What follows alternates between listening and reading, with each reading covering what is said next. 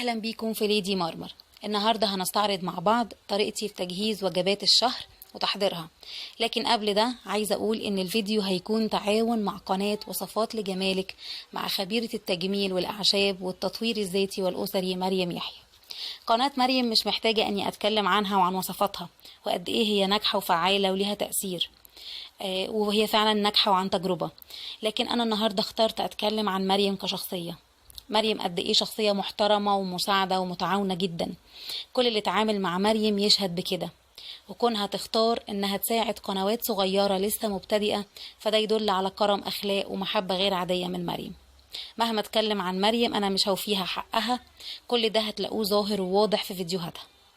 مريم النهاردة هتقدم ان شاء الله وصفة عن تبييض الجسم، وطبعا اكيد كلنا نحب ان احنا نشوف الوصفة دي، علشان كده هتلاقوا رابط قناة مريم تحت في صندوق الوصف او في الديسكريبشن بوكس. روحوا شوفوا قناة مريم حالا. اهلا بيكم في ليدي مرمر. زي ما عنوان الفيديو كده بيوضح ان النهاردة ان شاء الله انا هوريكم طريقتي في اعداد جدول لاكلات الشهر. الحقيقة الطريقة دي انا توصلت لها بعد تجارب كتيرة من اعداد الوجبات، يعني ومن هناكل ايه بكرة يا ولاد، هناكل ايه، اي حاجة يا ماما الموجود في البيت. محدش بيفيدني بحاجة. دايما الاجابة بتكون اي حاجة. اكيد كل ست بتعدي بنفس الاجابات ونفس الامور دي. علشان كده انا الحقيقة توصلت الطريقة هي اني بعمل جدول بداية كل شهر. الجدول ده انا بقسمه بطريقة معينة هنستعرضها مع بعض دلوقتي. في الحقيقة في الجدول ده انا بحط 30 وجبة متنوعين، وهنشوف ننوعهم ازاي. ببقى عارفة في اليوم الفلاني بالتاريخ الفلاني انا هعمل كده. طبعا في مرونة وليونة في الامر، يعني ممكن نبدل اكلة مكان اكلة، جالنا حد وحابين نقدم حاجة معينة، طالما كل الحاجة عندي وكل الخامات يعني والمكونات موجودة عندي زي ما هوريكم بعملها ازاي، فكل حاجة في ايديا متاحة يعني. تعالوا اوريكم. دي صاحبتي اللي ما بتفارقنيش، صديقتي اللي ما بتفارقنيش طول اليوم، هي والقلم. دي اجندتي بتاعة البيت، دي بعمل فيها من قدام كده الوجبات، جدول الاكل، ومن ورا كده مخصصاها لتنظيف البيت. ان شاء الله في مرة نستعرض حاجة كده، وان شاء الله في دماغي فكرة على نص الشهر 12 كده ان شاء الله هوريكم البلانر بتاعتي اللي انا مجهزاها للسنة الجديدة. بعمل فيها ايه وايه اقسامها وازاي بفكر وازاي بمشي بالورقة والقلم. نبتدي نشوف طريقتنا النهاردة. مبدئيا كده انا بفكر بالطريقة دي.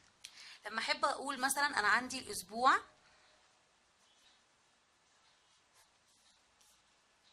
اتمنى تكون الكتابة واضحة.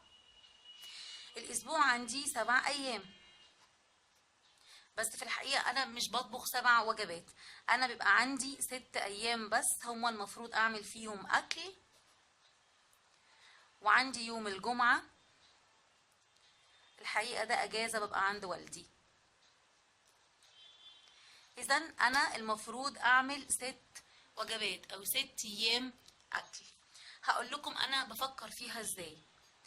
انا ببقى محتاجة طول الاسبوع او طول ال6 ايام ااكلهم ايه؟ ااكلهم لحمة، واكلهم فراخ، وكمان سمك. جميل. يعني علميا كده وطبيا انه احنا مش محتاجين نسبة البروتين اللي جسمنا محتاجها هي قطعة لحمة بمعدل 100 جرام. البروتين اللي في اللحمة ده احنا محتاجينه. يمكن السمك هو اكتر حاجة الجسم محتاج لها، اللي هي اللحوم البيضة دي اصح لحوم. انا عندي هنا يعني برضو السمك مش مفضل قوي، فانا بعمله مرة واحدة في الاسبوع. السمك عندي بستخدمه مرة واحدة في الاسبوع. طيب الحقيقة اخر حاجة توصلت لها هي انه الطبيخ اللي هو المصري ده اللي هو لحمة وخضار او فراخ وخضار ورز، ده اكتر حاجة ممكن توفر معانا، يعني ممكن يقعد يومين سواء على لحمة او على فراخ. عندي كمان افكار لاكلات نواشف وعندي كمان اكلات شعبي. يبقى انا عندي هنا هاكلهم لحمه وفراخ وسمك واكلات نواشف واكلات شعبي. هقول لكم ازاي انا بفكر فيها. الحقيقه انا جدولي بيمشي كالتالي او اسبوعي بيمشي كالتالي. انا في الاجنده كده بفكر فيها، بكتب ايام الاسبوع. السبت، الجدول ده عندي ثابت كل شهر، السبت الحد، انا بسرد كل ايام الاسبوع كده عندي. اتفقنا ان الجمعه ده اجازه، ما بعملش فيه اي وجبات. جميل. انا بعمل ايه؟ زي ما بقول لكم بسرد كده ايام الاسبوع عندي يوم الحد ده عشان اجازه جوزي، هو بيحب ياكل السمك يوم الحد، فاحنا عندنا يوم الحد ده وجبه سمك. هنشوف دلوقتي ايه البدائل في السمك اللي ممكن نقدمها. جميل. انا دايما بخلي اسبوعي يبتدي من يوم السبت، يعني حتى لو الشهر مش هيبتدي سبت انا بحاول اقلم الدنيا ان اول سبت في الشهر هو ده يبقى بداية الجدول بتاعي. ازاي؟ يوم السبت ده دايما هو يوم السوق، هو اللي بنزل اجيب فيه الطلبات، وفي الغالب بيبقى مش كل سبت، بيبقى اسبوع او اسبوع لا، ببقى كاتبه ومجهزه نفسي اجيب اكلات اسبوعين، وببقى بحفظهم بطريقه معينه بحيث يفضلوا عندي الخضار طازه جوه التلاجة اسبوعين كاملين، ما عنديش مشكله فيهم. طيب يوم السبت عشان بنزل فيه السوق فمش هينفع اقف اعمل فيه اكل، فبناكل اي حاجه على السريع، ده بيبقى يوم شعبي. يوم السبت هو يوم شعبي، وهنشوف بدائل دلوقتي للاكلات الشعبي. يوم الحد زي ما اتفقنا هو يوم سمك. يوم الاثنين كمان هو يوم شعبي، كمان هنشوف ازاي. دايما عندي التلات والاربع هو يوم طبيخ، التلات والاربع يوم طبيخ. والشتاء داخل علينا اهو، ودايما يحب الخضار والطبيخ والرز والحاجات دي، الاكلات التقليديه دي الشتاء بيحب ده. يمكن الصيف مش بيحب قوي الاكلات دي، بتعمل بتبقى تقيله قوي في الصيف الاكلات دي. وبعمل حاجه، الطبيخ ده ممكن يبقى على لحمه، ممكن يبقى على فراخ، صح؟ جميل. هقول لكم ازاي. الخميس ده انا بقضيه نواشف، وبرضه هنشوف ازاي. والجمعه زي ما احنا متفقين اجازه. طيب نمسك اول حاجه اكلات اللي هو الطبيخ بتاع الثلاث والاربع. لو انا عملت الطبيخ ده على لحمه، لو عملته على لحمه يبقى النواشف هنا هتبقى على فراخ، النواشف هستخدم فيها فراخ، والعكس بالعكس. لو عملت الطبيخ على فراخ يبقى النواشف هتبقى على لحمه. ازاي؟ تعالوا اقول لكم الافكار. تيجي الاول نشوف افكار النواشف، افكار ليوم نواشف. النواشف اللي ممكن اعملها هي ايه؟ ممكن اعمل، لو قلنا نواشف فراخ،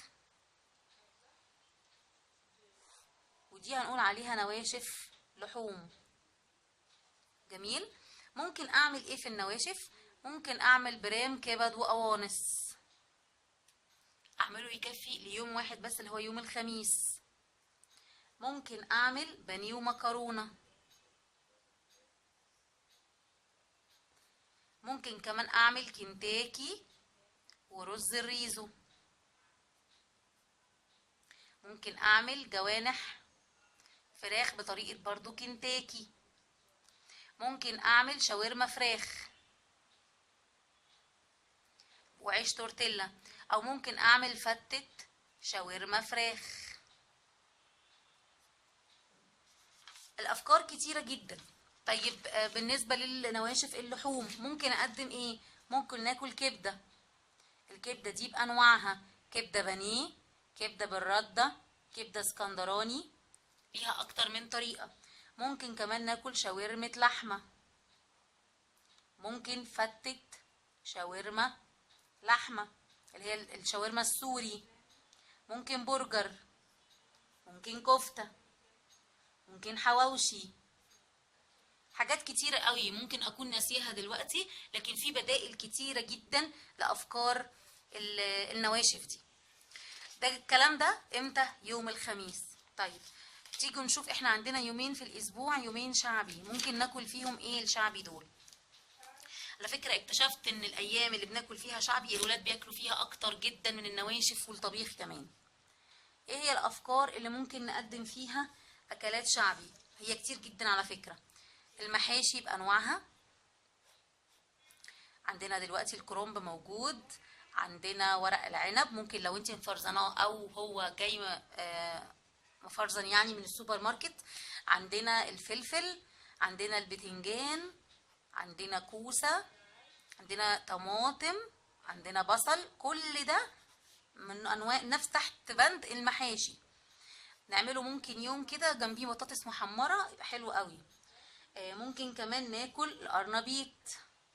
لو عندك قرنبيط، على فكرة القرنبيط من الأكلات المفيدة جدا جدا جدا، بتعلي كمان جهاز المناعة، بتقوي جهاز المناعة سوري.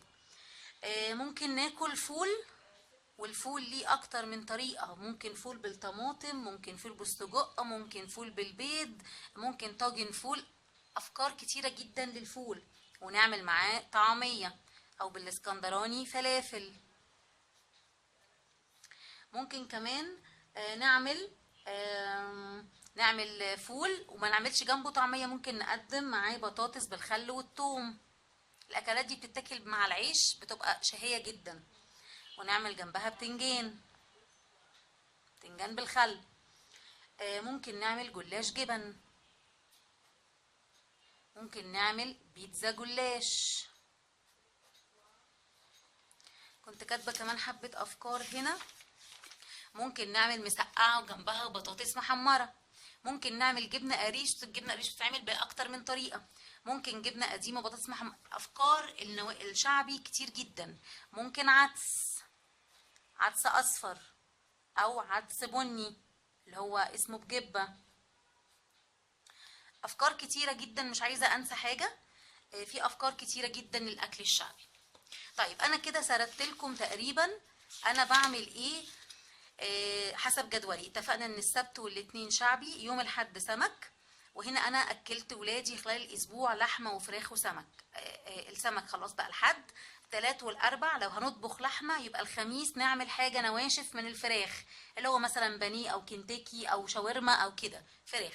والعكس بالعكس، لو طب عملنا الطبخه على فراخ يبقى يوم النواشف ده على لحمه، فناكل كبده او شاورما او برجر او حواوشي او.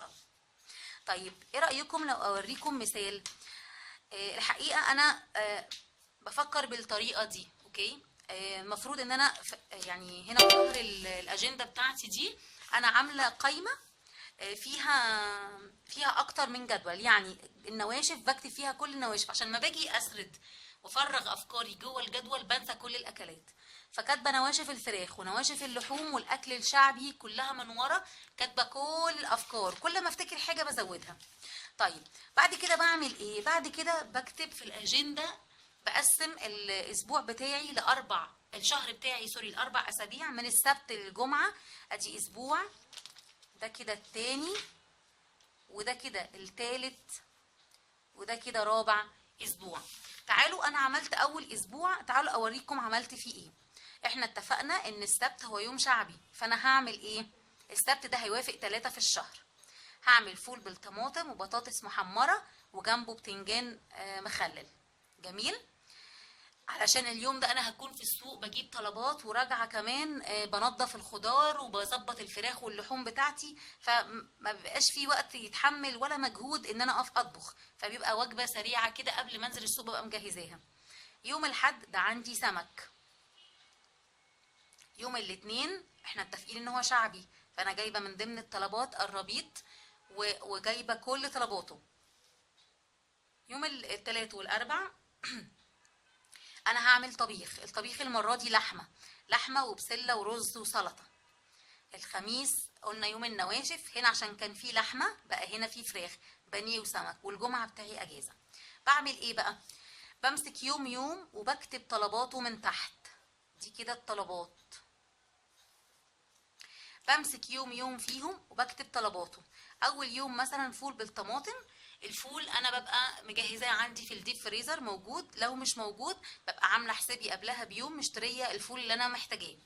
والبطاطس طبعا هشتريها من ضمن الطلبات، انا بكتبت بطاطس. السمك انا هشتريه في اليوم ده عشان انضفه واظبطه. القرنبيط، يبقى انا محتاجه قرنبيط ومحتاجه خضره المحشي، محتاجه الخضره سوري اللي هعمل بيها القرنبيط. اليوم ده انا هشتري اللحمه بتاعتي وهشتري الخضار. انا محتاجه بسله. شوفي انت محتاجه، الكميات بترجع لعدد افراد اسرتك، وانت ادرى واحده باستهلاكك الشهري واستهلاك ولادك وبيتك بيحتاج قد ايه من الكميات. هحتاج مع البسله، انا بحط لها جزر وبحط لها بطاطس، فانا عندي بطاطس كاتباها كتبت الجزر. محتاجه البانيه، فانا محتاجه فراخ بانيه. محتاجه المكرونه كمان، هشوف انا جايه هجيب قد ايه مكرونه. انا بستخدم الحقيقه كيس واحد مكرونه بيكفيني. في كمان حاجات ما اقدرش استغنى عنها، بنحتاجها في النص كده، زي مثلا الليمون، الفلفل الرومي الاخضر والالوان عشان السلطه، الخيار انا مش كاتباه، ببقى محتاجه خيار، ببقى محتاجه فلفل اللي هو الفلفل الاخضر الحراق ده. الحاجات دي كلها بعمل كده في ال4 اسابيع يا جماعه. ال4 اسابيع بتوعي انا بعملهم كده، دايما بيتبقى عندي يومين او 3 بالكتير. بعمل حسابهم في اخر اسبوع وبكتب طلباتهم معايا. ببتدي اجمع كل الطلبات تحت كل جدول منهم كده اهو، وبعدين ببتدي اقسمهم بنود. الخضار انا محتاجه قد ايه خضار، محتاجه قد ايه لحوم، محتاجه قد ايه فراخ. بقسمهم ل3 خانات. بشوف انا محتاجه قد ايه خضار، قد ايه لحوم، وقد ايه فراخ. ببتدي اسردهم، بالذات اللحوم والفراخ. الخضار ممكن ما يكونش بتاع الشهر كله، لكن اللحوم والفراخ بتاعت الشهر كله. بشوف انا محتاجه حسب جدولي قد ايه، وبشتري الطلبات دي كلها مره واحده. برجع يوم السبت بنضفهم واقسمهم واشيلهم في الفريزر، وبكتب بحط ليبل تيكت كده على كل كيس الوجبه دي اسمها ايه. نسيت اقول لكم كمان ان احنا دلوقتي ايام الدراسه ببقى محتاجه حاجات للسندوتشات بتاعه المدرسه، دي اضافه. فبعمل حسابي كل شهر في نص بانيه غير طلبات الشهر بتاعه الغدا. بعمل نص بانيه، وبجيب حسابي معايا في حسابي بنص لحمه مفرومه. ممكن اللحمه المفرومه اعملها كفته واحطها في الفريزر، ممكن اعملها برجر واحطها في الفريزر. البانيه ده ممكن اعمله ناجتس، وممكن احيقه بانيه عادي جدا واقطعه واقسمه في الفريزر. البانيه البانيه والكفته، واوقات بجيب سوسيس، بس بصراحه بفكر المره دي جديا اقلل منه لانه مش احسن حاجه يعني. بعمل ايه؟ بعمل بظبطهم في الفريزر ده بجانب الجبنه البيضه، الجبنه الرومي، بجانب الحلاوه، بجانب البيض، بجانب النوتيلا، بجانب المربى. كل دي حاجات تبقى جنب السندوتشات، لان هما مش دايما الولاد بياخدوا جبن بس معاهم، بيحبوا دايما حاجات معاهم تانية. انا كده تقريبا سردت كل افكاري ناحيه جدول اكلات الشهر. ان شاء الله احنا داخلين على بدايه الشهر الجديد. هوريكم الشغل ده عملي. انا كده كنت بوريكم ازاي انا بفنط وبسرد افكاري على الورق. لما انفذ ده عملي انا هوريكم انا هعملها ازاي. هوريكم كميه الفراخ واللحمه اللي انا هستخدمها، وازاي بجهزها معايا في للوجبات وبقسمها ازاي. كمان الخضار بتاعي ازاي بجيبه بالاسبوعين وبحافظ عليه اسبوعين كاملين. ولما بستخدمه يعني اخر كميه خضار بستخدمها اخر حاجه في الاسبوعين، بتبقى كاني لسه جايباها. هوريكم انا بعمل ده ازاي ان شاء الله في فيديوهات جايه. انا اتبسطت قوي اني كنت معاكم النهارده. استنوني في فيديو جديد وانا كمان هستناكم. باي باي.